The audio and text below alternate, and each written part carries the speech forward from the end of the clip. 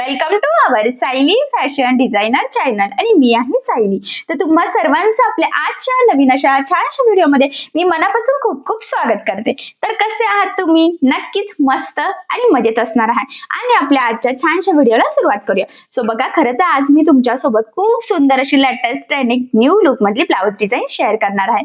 Actually तुम्हाला सुद्धा नवनवीन डिझाईनची आयडिया हवी असते, त्याचबरोबर तुम्हाला कस्टमरला सुद्धा त्या डिझाईनची आयडिया द्यायची असते। सो खास यासाठी मी आज तुमच्यासोबत ही डिझाईन शेअर करणार आहे।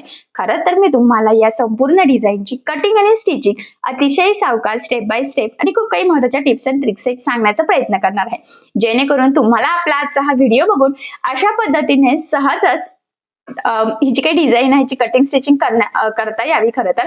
आणि नक्कीच या छानशा डिझाईनमुळे साडीला ब्लाउजला खूप सुंदर असे लुक येणार आहे। तशी छानशी डिझाईनची आयडिया तुम्ही तुमच्या कस्टमरला सुद्धा नक्कीच देऊ शकतात। I hope so he design तुम्हाला आणि तुमच्या कस्टमरला नक्कीच आवडेल।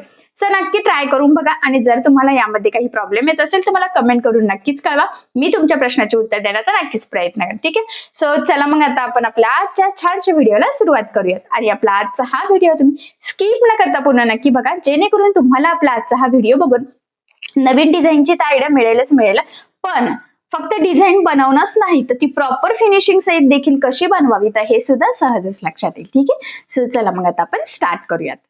तर हे बघा, इथे तुम्ही बघू शकतात की हा आहे आपला छान असा ब्लाऊज पीस आणि खरंच याचा जो काही काट आहे तर तो आपण ऑलरेडी कट करून सेपरेट केलेला आहे मस्त अशी डिझाईन बनवण्यासाठी। सो फायनली आज खरं तर हा काट वापरून आपण सुंदर कलर कॉम्बिनेशन सहित डिझाईन बनवणार आहोत। त्याचबरोबर इथे तुम्ही हेही बघू शकतात की आपण अस्तर आणि मेन फॅब्रिक असं दोन्हीचा बॅक पार्ट ऑलरेडी इथे कटिंग करून घेतलेला आहे आणि सगळ्यात आधी आता याचं मेजरमेंट कसं आहे ते मी तुम्हाला सांगते, म्हणजे तुम्हाला तुमच्या मापानुसार या डिझाईनसाठी सहजच कटिंग स्टिचिंग करता येईल। ठीक आहे, सो बघा, मग हा जो काही ब्लाऊज आहे त्याची उंची आहे 13, 1 इंच मार्जिन, असं टोटल आपण 14 इंचाला मार्किंग करून घेतलेली आहे। त्यानंतर 2.5 इंच गळा रुंदीची मार्किंग केली आणि टोटल 5.5 इंचाचे शोल्डर आपण इथे घेतलेला आहे। एवढंच नाही तर याचा जो काही मुंडा आहे तर तो घेतलेला आहे आपण 5.25 इंच, क्रॉस मध्ये 1.5 ला मार्किंग करून बॅक साईडच्या मुंड्याचा शेप सुद्धा दिलेला आहे।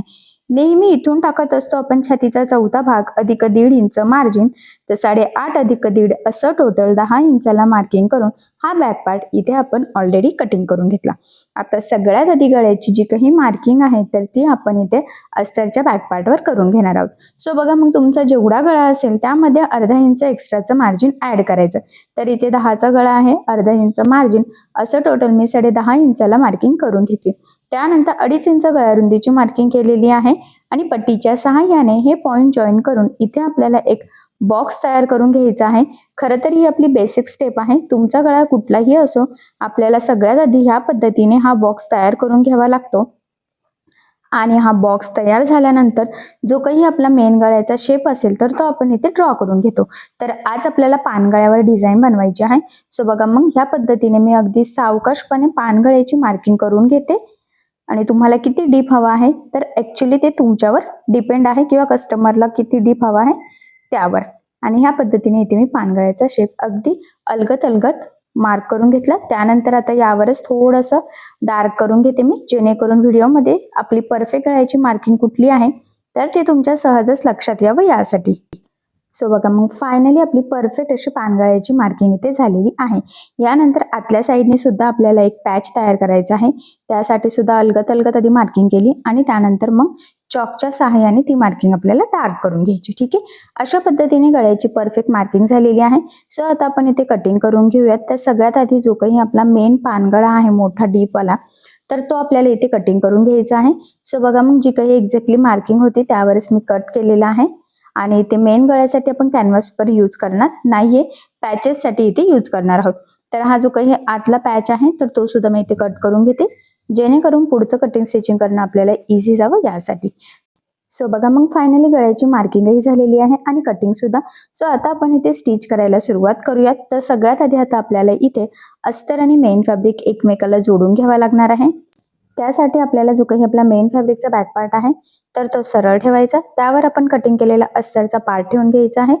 त्याचबरोबर सेंटरला एक पिन आणि दोन्ही साईडच्या शोल्डरला एक एक अशा टोटल 3 पिना लावून घ्यायच्या आहे, जेणेकरून परफेक्ट प्रॉपर फिनिशिंग सहित आपला हा बॅक पार्ट इथे तयार व्हावा. यासाठी गळा रुंदी एकदा चेक करायची, कारण ती जर स्टिचिंग करताना स्प्रेड झाली तर मग शोल्डर उतरू शकतं. अशा पद्धतीने पिनअप केल्यानंतर सगळ्यात आधी आता आपल्याला गळ्याच्या कडेकडेने साधारणतः पाव इंच असं एकसारखं मार्जिन ठेवत टीप मारून घ्यायची आहे. टीप मारताना मार्जिन अजिबातच कमी जास्त होणार नाही याची आपल्याला काळजी घ्यायची आहे. त्याचबरोबर सगळ्यात महत्त्वाचं म्हणजे इथे आपण ही जी काही टीप मारत आहोत, तर जशी आपण टीप मारणार तसंच आपला गळ्याचा आकारही येणार आहे. त्यामुळे अगदी सावकाश आणि काळजीपूर्वक आपल्याला ही स्टेप इथे फॉलो करायची आहे. आणि जर तुम्हाला हा गळा कॅनव्हास पेपर लावून स्टिच करायचा असेल तर तुम्ही तसेही नक्कीच इथे स्टिच करू शकता. पण बिना कॅनव्हास पेपरचा सुद्धा पानगळा परफेक्ट येऊ शकतो. आणि जर तुम्ही नवीन शिकत असाल तर मग तुम्ही सगळ्यात आधी पानगळा हा तुमचा कॅनव्हास पेपर यूज करूनच स्टिच करायचा. गळ्याच्या साईडने टीप मारून झाल्यानंतर लगेचच आपण कमरेच्या साईडने साधारणतः अर्धा इंच असं एकसारखं मार्जिन ठेवून टीप मारून घेऊयात. या स्टेपने काय होईल की गळा आणि कमरेचा पार्ट दोन्ही आपल्या सोबतच फिनिशिंग सहित रेडी होईल आणि इथे आपल्याला कुठेही कमरपट्टी किंवा गळापट्टी लावण्याची गरजही पडणार नाही. त्यानंतर एक्स्ट्राचं मी कमरेच्या साईडचं कट केलं आणि गळ्याच्या मध्ये सुद्धा जे काही एक्स्ट्राचं मेन फॅब्रिक म्हणजेच ब्लाऊज पीसचा कपडा आहे तर तो आपल्याला इथे कटिंग करून घ्यायचा आहे, म्हणजे जेवढं अस्तर आहे त्याच लेवलमध्ये. ठीक आहे. सो बघा, मग यानंतर आता आपल्याला गळ्याला द्यायचे आहे छोटे छोटे कट्स, जेणेकरून ज्यावेळेस आपण हा बॅक पार्ट सरळ करू तर तो प्रॉपर परफेक्ट फिनिशिंग सहित सरळ व्हावा. त्यासाठी खरं तर ही स्टेप खूपच इम्पॉर्टंट आहे. सो अगदी काळजीपूर्वक कट्स मारायचे आहे. त्याचबरोबर महत्त्वाचं म्हणजे कट्स मारताना ब्लाऊजला एक्स्ट्राचा कट जाणार नाही याची काळजी घ्यायची, नाही तर आपला ब्लाऊजही बिघडू शकतो आणि आपले कामेही वाढू शकतात. सो फायनली अशा पद्धतीने कट्स मारून झाल्यानंतर हा बॅक पार्ट आपल्याला इथे खरं तर सरळ करून घ्यायचा आहे. आणि सरळ झाल्यानंतर तो आपल्याला गळ्याच्या कडेने कमरेच्या साईडने अगदी व्यवस्थित सेट करून घ्यायचा आहे. बघा, या पद्धतीने व्यवस्थित गळा बाहेर काढायचा आहे. आणि सगळ्यात आधी आता गळ्याच्या साईडने आपल्याला द्यायची आहे इथे दाबटीप. सो बघा, मग आता इथे महत्त्वाचा पॉईंट आहे की दाबटीप देताना आपला जो काही अस्तरचा आतला कपडा आहे तर तो वरती दिसता कामा नये, जेणेकरून आपली गळ्याची फिनिशिंग बिघडायला नको. कारण आता आपण जी काही दाबटीप देणार आहोत त्यावरच आपल्या गळ्याचं संपूर्ण फिनिशिंग लुक हे डिपेंड आहे. त्यामुळे मग ही टीप मारताना आपल्याला अगदी सावकाश काळजीपूर्वक मारायची आहे. त्याचबरोबर मी ज्या काही महत्त्वाच्या टिप्स अँड ट्रिक्स सांगते त्या सुद्धा फॉलो करायच्या. फिटिंग आणि फिनिशिंगसाठी त्या खूपच इम्पॉर्टंट आहे. आणि बघा, मग फायनली अगदी व्यवस्थित आपण इथे जे काही दाबटीप आहेत तर ते देऊन घेत आहोत. थोडा टाइम लागला तरी सुद्धा चालेल, पण फिनिशिंग खूपच इम्पॉर्टंट आहे. आणि बघा, मग फायनली आपल्या गळ्याला इथे दाबटीप परफेक्ट अशी देऊन झालेली आहे. तुम्ही बघू शकता शेपही मस्त आला. त्यानंतर लगेचच आता कमरेच्या साईडला सुद्धा दाबटीप देऊन घ्यायची आहे. आणि इथे सुद्धा अस्तरचा आतला कपडा वरती दिसणार नाही याची काळजी घ्यायची. एवढंच नाही तर इथे तुमच्या हेही लक्षात येईल की इथे कुठेही आपल्याला कमरपट्टी किंवा गळापट्टी लावण्याची गरजही नाहीये. तर अशा पद्धतीने परफेक्ट तुम्ही कमीत कमी टाइममध्ये असा बॅक पार्ट नक्कीच रेडी करू शकतात. पद्धतही खूप सोपी आहे आणि महत्त्वाचं म्हणजे फिनिशिंग सुद्धा खूपच सुंदर येते. फायनली आपला इथे इथपर्यंतचा बॅक पार्ट रेडी झालेला आहे. त्यानंतर आता आपल्याला इथे अस्तर आणि मेन फॅब्रिक एकमेकाला जोडून घ्यायचं आहे. आता ते जोडताना जेवढं शक्य आहे तेवढं कमीत कमी मार्जिन आपल्याला पकडायचं आहे, कारण हे मार्जिन आपण कटिंग करताना कुठेही कॅल्क्युलेट केलेलं नसतं. त्याचबरोबर जोडताना कुठे गोळा होणार नाही, तिरकं जाणार नाही, कुठे फुगा येणार नाही. तर या छोट्या मोठ्या गोष्टींची सुद्धा खरं तर आपल्याला इथे काळजी घ्यायची आहे. आणि बघा, मग अशा पद्धतीने अगदी व्यवस्थित कडेकडेने टीप मारून आपण इथे अस्तर मेन फॅब्रिक एकमेकाला जोडून घेतलं. आता यानंतर जे काही एक्स्ट्राचं मेन फॅब्रिक आहे म्हणजेच ब्लाऊज पीसचा कपडा, तर तो आपल्याला इथे कट करून परफेक्ट मापाचा बॅक पार्ट रेडी करून घ्यायचा आहे. कारण तुम्हाला सगळ्यांनाच माहीत आहे अस्तरवर आपण परफेक्ट कटिंग करत असतो, पण ब्लाऊज पीसचा कपडा आपण थोडंसं एक्स्ट्राचं मार्जिन ठेवून कटिंग करतो, जेणेकरून स्टिचिंग करताना आपल्याला इझी जावं, कमी पडायला नको. सो यासाठी म्हणूनच मग गळा रेडी झाल्यानंतर आपण अस्तर मेन फॅब्रिक एकमेकाला जोडून परफेक्ट असा बॅक पार्ट रेडी करून घेतो पुढची डिझाईन बनवण्याच्या आधीच. ठीक आहे. सो अशा पद्धतीने फायनली आपला हा इथपर्यंत बॅक पार्ट रेडी झालेला आहे. सो सध्या मी इथे साईडला ठेवते आणि यानंतर आता जे काही आपले मधले पॅचेस होते तर ते आपल्याला इथे तयार करून घ्यायचे आहे. आणि मधल्या पॅचसाठी आपल्याला लागणार आहे कॅनव्हास पेपर. सो लक्षात राहू द्या, कॅनव्हास पेपर म्हणजे ब्लाऊज डिझाईनसाठी आपल्याला पेपर कॅनव्हास लागतो, त्यामध्येही भरपूर प्रकार असतात. आणि या पद्धतीने डबल फोल्ड करून ठेवल्यानंतर त्यावर आपल्याला हा पॅच ठेवायचा आहे. बघा बंद बाजूच्या साईडने मी थोडंसं मार्जिन ठेवलेलं आहे, तर हे पुढे तुमच्या लक्षात येईलच. आणि कडेकडेने आहे तशीच मार्किंग आपल्याला इथे करून घ्यायची आहे. तर हा पॉईंट इथे इम्पॉर्टंट आहे. आता ही मार्किंग केल्यानंतर काय करायचं आहे, सगळ्या साईडने आपल्याला थोडंसं मार्जिन ठेवायचं आहे. आणि त्याआधी बघा तीच मार्किंग दुसऱ्या साईडने सुद्धा फेंट फेंट दिसते, तर ती आपल्याला इथे डार्क करून घ्यायची आहे, जेणेकरून आपला पॅच अगदी व्यवस्थित दोन्ही साईडचे एकसारखे व्हावे. त्यासाठी खरं तर ही स्टेप खूपच इम्पॉर्टंट आहे. त्यानंतर वरच्या साईडने फक्त 1/2 इंच मार्जिन ठेवायचं आहे आणि बाकीचं कडेकडेने 1 इंच मार्जिन. ठीक आहे, अशा पद्धतीने आपण हा कॅनव्हास पेपर इथे कट करून घेतला. त्यासाठी आता अस्तरही आपण कट करून घेऊयात. आणि अस्तर पण आपण थोडं एक्स्ट्राच कट केलेलं आहे, जेणेकरून स्टिचिंग करताना आपल्याला ते कमी पडायला नको. नंतर आपण एक्स्ट्राचं इथे कट करून घेऊया. ठीक आहे, आता हे जे काही पॅचेस आहेत ना, तर ते आपल्याला एकावर एक लावायचे आहे, म्हणजे क्रॉसमध्ये थोडंसं म्हटलं तरी सुद्धा चालेल. सो त्यासाठी काय करायचं आहे, आता आपल्याला हा जो काही पॅच आहे ना, तर तो एक साईडने थोडासा वाढवून घ्यायचा आहे. त्यासाठी मग मी इथे हा पॅच ठेवून घेतला आधी, आणि गळ्याच्या थोडंसं इकडे आपल्याला वाढवून घ्यायचं आहे. सो मग मी इथे ही मार्किंग करून त्याला मॅच करून घेतलं. अशा पद्धतीने मग दोन्ही कॅनव्हास पेपरवर आपली फायनली मार्किंग झालेली आहे. कारण एकच कॅनव्हास पेपरवर आपल्याला एक पॅच थोडा मोठा करायचा आहे, एका याच्यावर रेग्युलर आहे तसंच ठेवायचं आहे. ठीक आहे, सो आता पॅचेस तयार करायला सुरुवात करूयात. तर सगळ्यात आधी काय करायचं, हा जो काही काट आहे तर तो सुद्धा डबल फोल्ड करून घ्यायचा आहे आणि त्यावर हा कॅनव्हास पेपर ठेवून बघायचा आहे की आपल्याला तो पुरतोय की नाही, कशा पद्धतीने काट सेट करावा लागेल वगैरे सगळंच. आणि मग अशा पद्धतीने इथे ठेवल्यानंतर कडेकडेने आता आपण हे कट करूयात. जेवढा आपला कॅनव्हास पेपर आहे ना, तर त्याच लेवलमध्ये खरं तर इथे आपल्याला कटिंग करून घ्यायचं आहे. आता हे कटिंग झाल्यानंतर सगळ्यात आधी आपल्याला कॅनव्हास पेपरच्या अगोदर काय करायचं, हे जे काही काट आहे ना, तर ते ह्या पद्धतीने ठेवायचे. त्यानंतर त्यावर आपण कटिंग केलेले जे काही अस्तरचे पार्ट आहेत तर ते ठेवून घ्यायचे आहे दोन्ही साईडने अगदी व्यवस्थित. आणि मग त्यावर ठेवलेला आहे कॅनव्हास पेपर. आता अशा पद्धतीने ठेवल्यानंतर सगळ्यात आधी जो काही आपला आतला शेप आहे ना, तर तिथे आपल्याला टीप मारून घ्यायची आहे, जी काही आपण स्केच पेनच्या सहाय्याने मार्किंग केलेली आहे एक्झॅक्टली त्यावरच. सो बघा, मग मी अगदी व्यवस्थित आणि काळजीपूर्वक त्यावर टीप मारते, कारण आता आपण जशी टीप मारणार आहोत तसंच आपला आकार येणार आहे. त्यामुळे जी मार्किंग आहे एक्झॅक्टली त्यावरच टीप मारायची. एक साईडची टीप मारून झाल्यानंतर लगेचच दुसऱ्या साईडला सुद्धा मारून घेऊयात. कारण तर ह्या स्टेपने काय होतं की दोन्ही पण आपले पॅचेस सोबतच परफेक्ट प्रॉपर फिनिशिंग इथे रेडी होतात आणि काही कन्फ्युजनही राहत नाही आणि प्रॉपर असं लुक सुद्धा नक्कीच येतं. आता ही टीप मारून झाल्यानंतर याचं जे काही एक्स्ट्राचं आहे तर ते मी इथे कट करते. किंचितचं कट्स मारण्यापुरतं 1/2 इंच एवढं फक्त आपल्याला इथे मार्जिन ठेवायचं आहे. आणि यानंतर आता इथे आपल्याला छोटे छोटे कट्स मारायचे आहेत, जेणेकरून हे पॅचेस ज्यावेळेस आपण सरळ करू तर ते प्रॉपर परफेक्ट फिनिशिंग सहित सरळ व्हावे. त्यासाठी खरं तर ही स्टेप खूपच इम्पॉर्टंट आहे. आणि इथलं पण एक्स्ट्राचं कट करून घ्यायचं. आता या पद्धतीने ते पॅचेस सरळ करायचे आहे आणि इथे द्यायचे आहे आता आपल्याला दाबटीप. सो बघा, मग आता इथे सुद्धा दाबटीप देताना आतला जो काही अस्तरचा कपडा आहे तर तो वरती दिसणार नाही, याची आपल्याला काळजी घ्यायची आहे. फिनिशिंगसाठी हा पॉईंट खूपच इम्पॉर्टंट आहे. आणि लगेचच कंटिन्यू दुसरा जो काही पॅच आहे तर त्याला सुद्धा आपल्याला इथे दाबटीप देऊन घ्यायची आहे. आणि इथे सुद्धा आतला अस्तरचा कपडा दिसणार नाही, याची खरं तर आपल्याला काळजी घ्यायची आहे. ठीक आहे, सो बघा, मग फायनली अशा पद्धतीने अगदी व्यवस्थित असं आपलं हे दाबटीप देऊन झालेली आहे.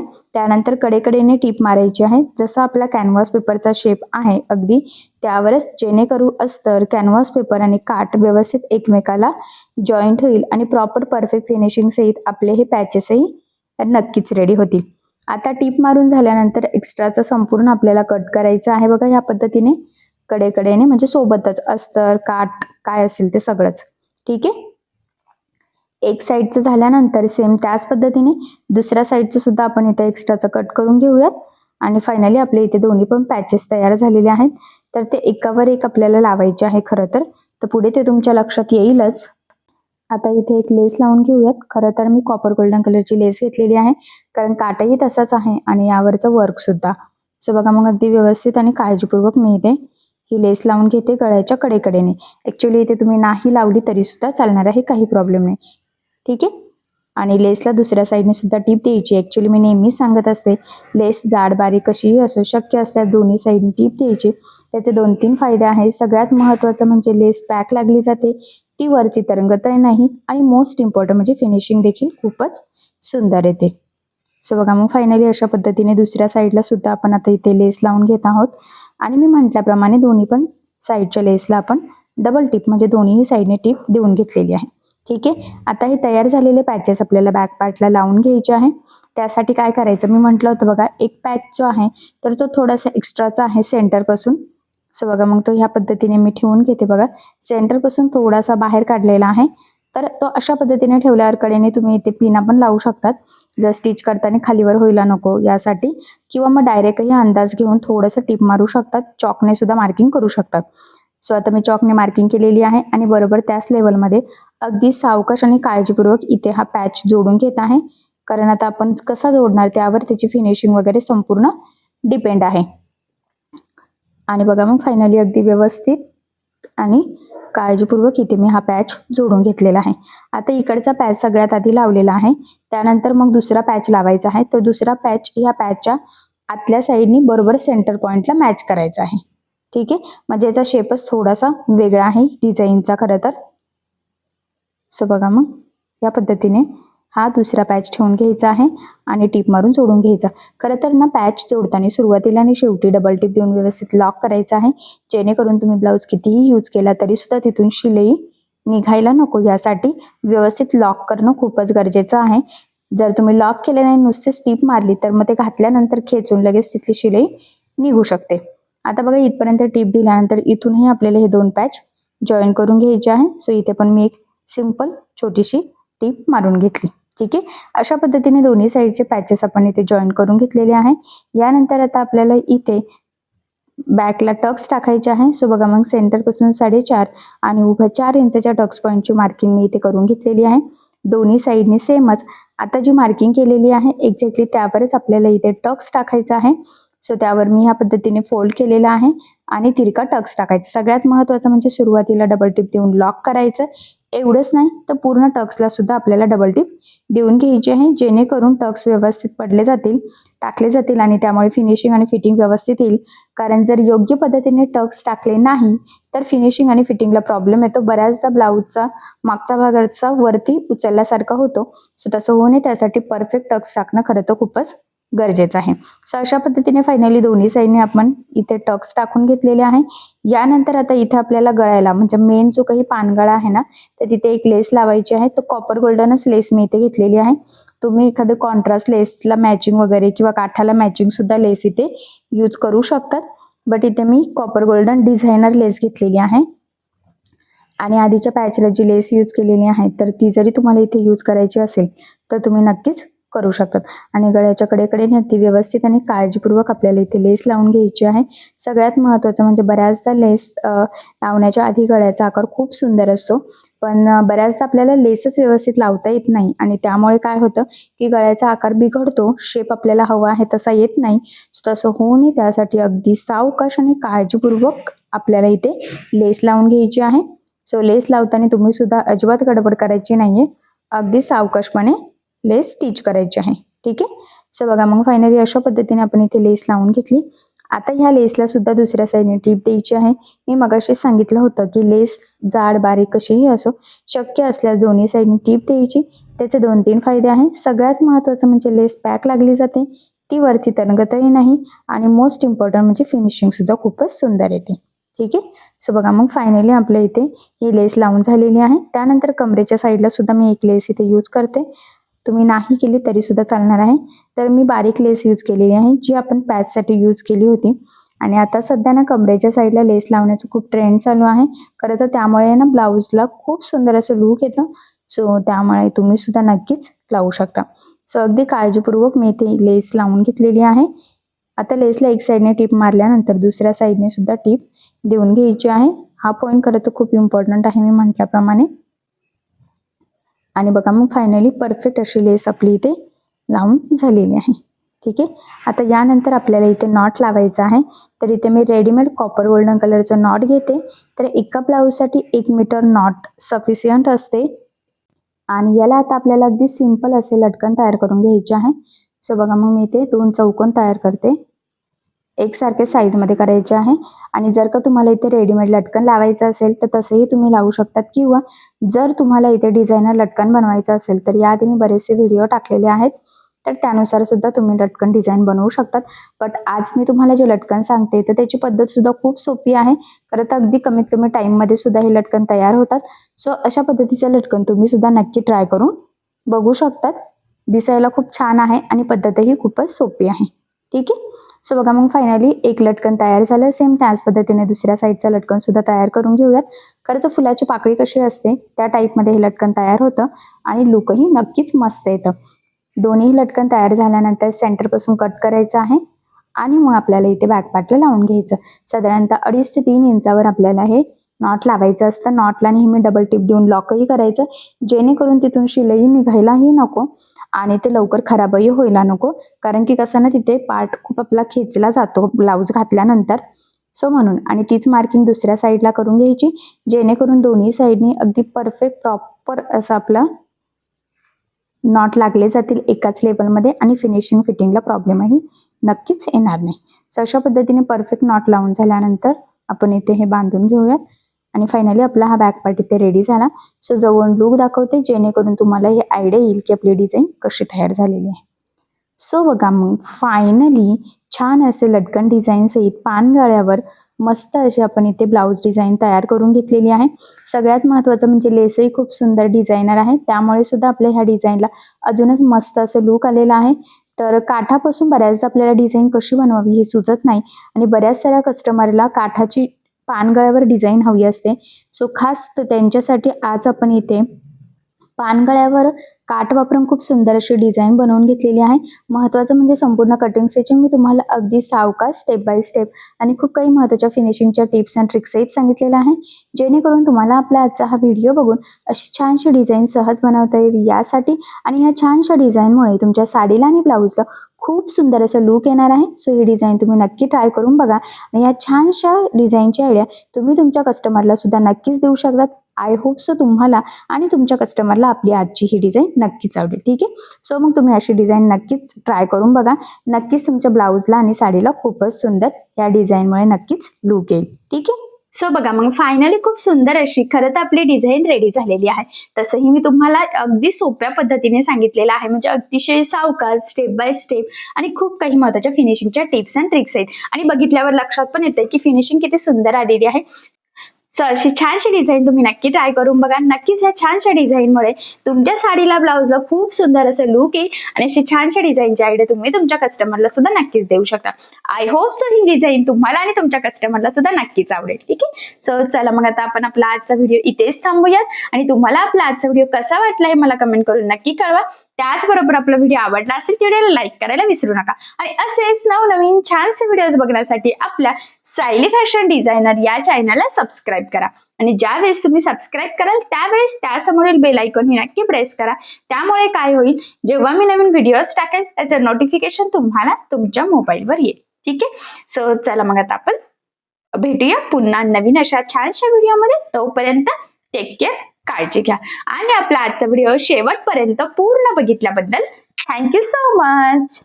Bye bye.